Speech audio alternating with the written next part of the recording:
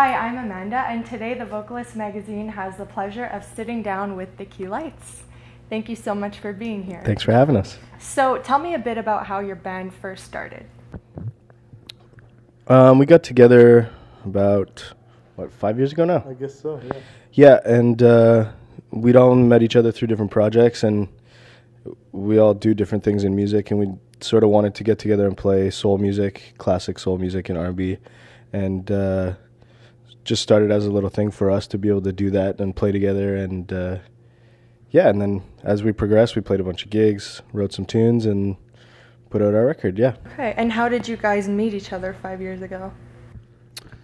Well, we all met each other at different times, in different places. Josh and I have known each other for well over 10 years, and Simon, who's not here today, also has been a friend of mine for a long time, and he and Joel were friends, so I guess Simon, in a way, was the puppet master. He brought us all together. Yeah. Okay, great. So now I want to dig a little bit deeper. Tell me about your personal experience with music, even if you have to bring me back to your childhood. How did it come to be your source, your drive? That's a complicated question, and I think we'll get varied answers.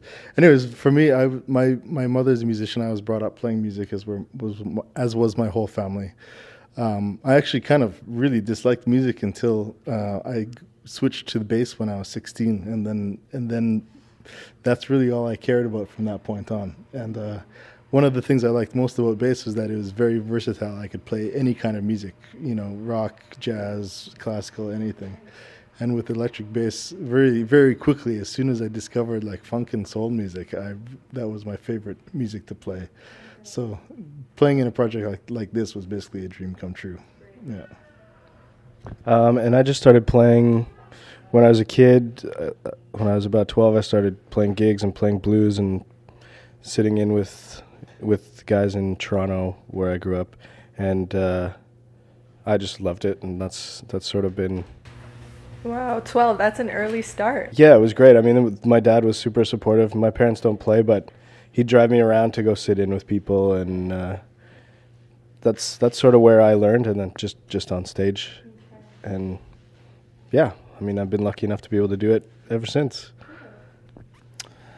I don't know. Music is just something that I was always drawn to, and when I was a kid, I'd have my cassettes and my Walkman, and really enjoyed putting on my headphones and, tripping out to whatever music I was listening to at the time. And it was fun because then, it could be like 1 month I was really into Alanis, and then the next month was like Public Enemy, and then the next month was C&C Music Factory. There was really no no inhibitions about what kind of music that. And some of that music, Public Enemy, namely, I still really enjoy today. Alanis maybe a little less so, but it was just really an exciting thing. And then a little later on, I started playing the drums, and also feel very fortunate to still be able to do it all those years later. Okay, great, wonderful. So some of your potential fans might be tuning in. How would you describe your music to people who have yet to hear it? I'd say there would be parts of it that are recognizable to fans of old soul music, Stax and Motown, and in some of the grooves and some of the playing, and some of the sounds are a little more modern, a little bit hip-hoppy in the production.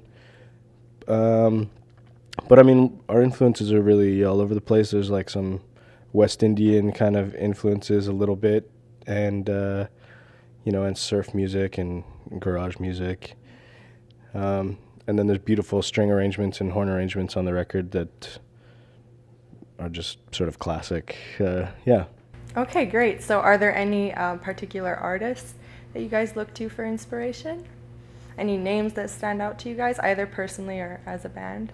As a band, I'd say that we're pretty heavily influenced by Booker T and the MGs, as well as all the classics like James Brown, Curtis Mayfield, and then who else? I'm kind of drawing some blanks now. But all like the soul greats, they're the ones.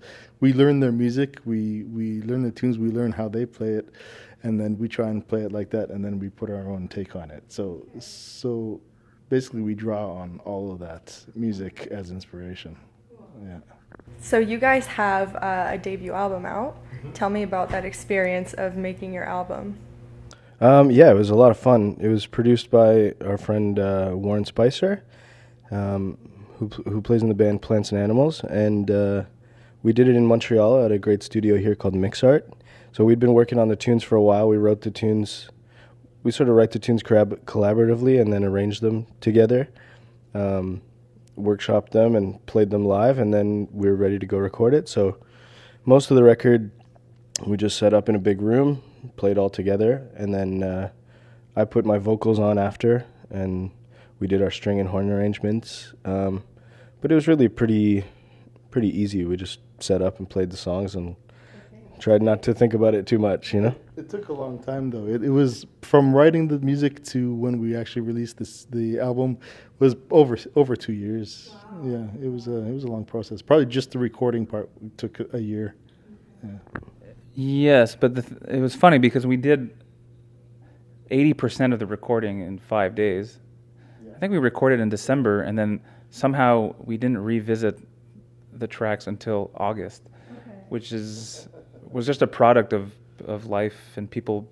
Some of us went away on tour with other bands, and just people were busy, so it kind of lay dormant for half a year. And then when we dug it all out again, we were pleased to find that it still sounded good. And then so then Josh did his vocals, and then, like he said, we added the bells and whistles, and it just kind of brought it all together. So it did take a long time, but it wasn't like a continued effort through all that time. It was more that things came up, and in due time, the record was produced. Exactly. Okay, great. So I want to know what drives your lyrics. The way we write the lyrics, usually I write some of the lyrics, and unfortunately Simon, the guy who isn't here today, he writes most of the lyrics. So I can speculate, but I think all the tunes are really pretty personal. I mean, when I think about the themes, it's like classic soul music stuff, love and relationships and heartbreak, and then there's, yeah, I'd say so. And also just, there's some just good time songs on the record too, like party tunes. Those must be fun to perform. Yeah, I mean, they're all fun to perform, really. And in soul music, a lot of times, not to say that the lyrics aren't important, but what's exciting about that music is just getting this feeling across, right, especially in a live situation. Okay, so how do you manage to get that feeling across? Well, I think drawing from personal experience to write the lyrics probably helps Josh as a singer kind of get behind what he's singing. But there's just something exciting about being on stage, for me at least, playing with these guys, and I think we're all looking for the same kind of feeling on stage, so I think it just happens naturally where we try to make it happen.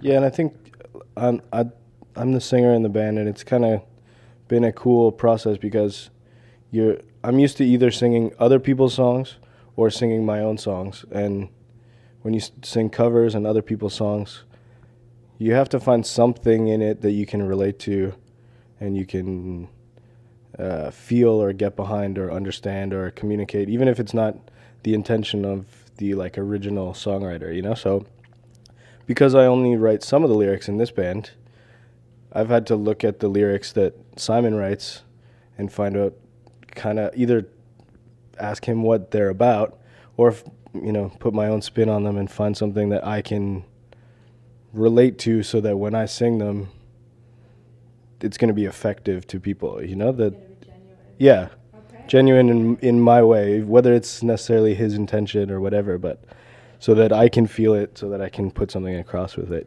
Okay, great. So tell me a bit about the Montreal music scene. What is it like? It's great. It's hard. It's no, I mean, there's really, the only thing about Montreal is there really isn't a lot of places to play, but there's a great scene here. I mean, it's a fairly small world, and everyone, all of us, the reason our record took so long is we all play with a ton of different projects and tour, and all different kinds of music.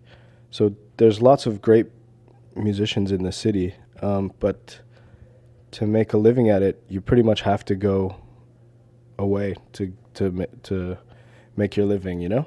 So we all do a lot of touring with different things, and but the local scene around town, there's just great people doing stuff, you know? So talk to me about these different projects. Joel, you want to go first? Okay, sure.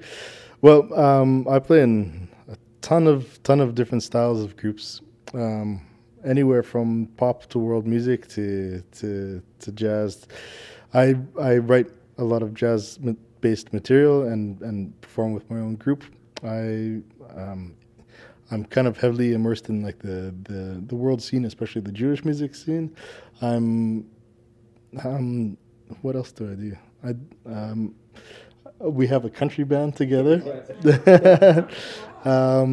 Yeah, basically, it's really nice because, to me, it's really interesting because in Montreal, I find a lot of musicians are very, very versatile, which you don't always find elsewhere. And so, even across these many genres that I play in, there's many other people that I play in a lot of these groups with as well that are also as versatile, and it's really, I find it really, really cool. It's really pretty incredible. Yeah.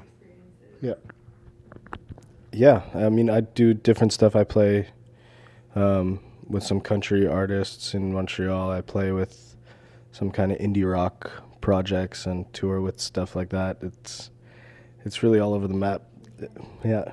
And the same thing with a lot of the same people in totally different contexts, you know? Well, I think the country band is actually a pretty interesting, it sort of exemplifies what Joel and Josh are talking about. The singer of that band plays classical bass in the Montreal Symphony Orchestra. All of the key lights are in this country band. The fiddle player is a phenomenal improviser who plays a lot of free music, but also a lot of bluegrass music. There's a pedal steel player in the band who is part of the Patrick Watson band. So tons of musicians who are just really passionate about playing music, and that can take many shapes and forms. Right. Yeah. Oh, that's great. Yeah, it's a lot of fun. Yeah, sounds like a lot of fun. That band's called The Firemen. If anyone's looking around online, check out The Firemen. Andrew Horton, best singer in town. Yeah. So to any aspiring musicians that might be watching, what's your best advice to them? Just keep doing it and keep having fun, because there's so much other stuff around music that doesn't have anything to do with the actual music, you know? Like getting together your business stuff or all this stuff that seems to be important. I think having your instrument in your hand or singing or whatever, as long as you're doing that and liking it, that's the most important thing, I think. Anybody else have anything?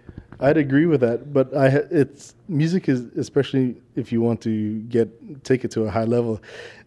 I feel like there's this redundancy about it where you have to take it really seriously, but you can't take it seriously at all. It's a really weird thing. It requires hours and hours of practice and everything, but the only reason that you're doing all this practicing is because you want to have fun. Right. Okay. So you have to have a balance, basically. Yeah. Okay. So, and you concur? Yeah, I think for me, and it's echoing what Josh just said, but just kind of stick with it. Because a lot of people, you reach a certain age where you feel like you need to kind of, get your things together and be more serious about life and whatnot. Okay.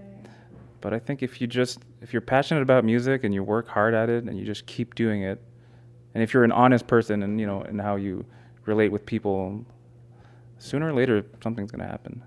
Great. That's very encouraging advice. So let's talk a bit about the future. Where do you guys see yourself in 2 years' time? Well, the last little while for us has been, we finished our record, and then it's sort of been like a regrouping because 3 of our 4 members had kids within the last year and a bit. Yeah. So, we're just sort of getting used to that new reality. Yeah. New routine, I can imagine. Mm-hmm. Okay.